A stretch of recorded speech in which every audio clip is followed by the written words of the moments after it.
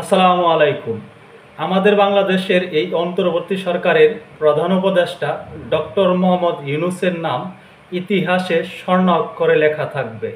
তাকে ইতিহাস মনে করিয়ে দিবে যে আমাদের বাংলাদেশে একজন নোবেল বিজয়ী, একজন রাষ্ট্রপ্রধান ছিল, যিনি কথায় কথায় মিথ্যাচার করতেন, তিনি কথায় কথায় মিথ্যার গল্প শোনাতেন।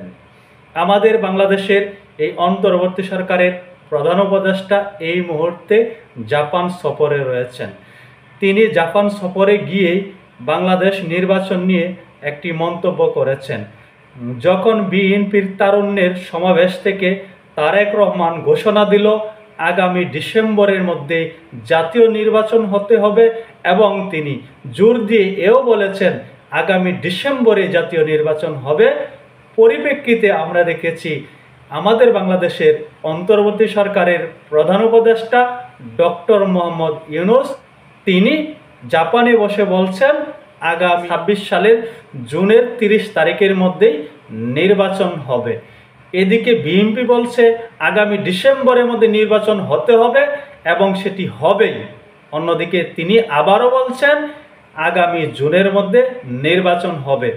এই বিষয়ে অনেকে বলছেন ডক্টর মোহাম্মদ ইউনূস বিএনপির চ্যালেঞ্জকে বৃদ্ধাঙ্গুলি দেখিয়েছেন, তিনি তার অবস্থানে অনড় রয়েছেন। যাই হোক, আজকে আমাদের এই অন্তর্বর্তী সরকারের প্রধান উপদেষ্টা ডক্টর মোহাম্মদ ইউনূস একটি ঐতিহাসিক মিথ্যাচার করেছেন।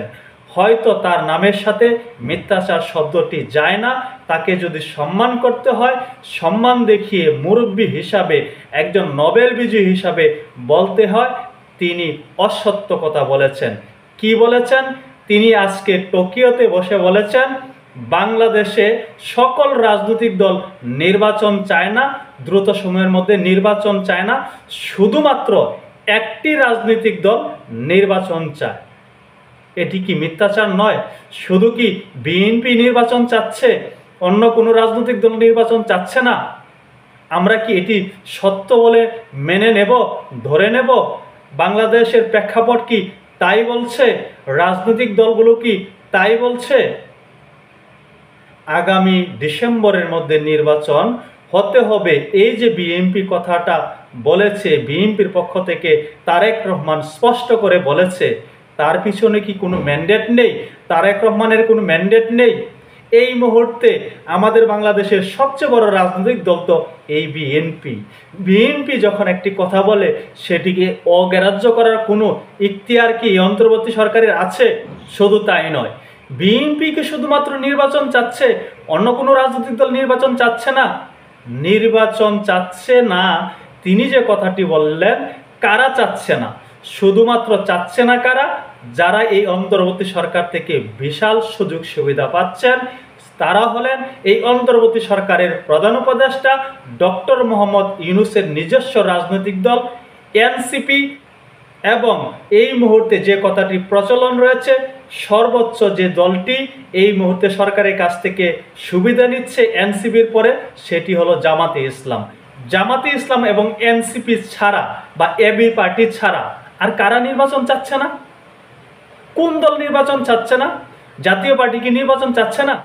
ডক্টর মোহাম্মদ ইউনূসের এনসিপি দ্বারা যে কয়েকটি রাজনৈতিক দলের একটি বলয় রয়েছে, তারাই শুধু চাচ্ছে না নির্বাচন। কারণ কেন চাচ্ছে না তারা? তারা তো জানে তারা যদি নির্বাচনে অংশগ্রহণ করে তাদের ভরাডুবি হবে, তাদের কোনো অস্তিত্বই না থাকার সম্ভাবনা রয়েছে বলে অনেকে মনে করছেন।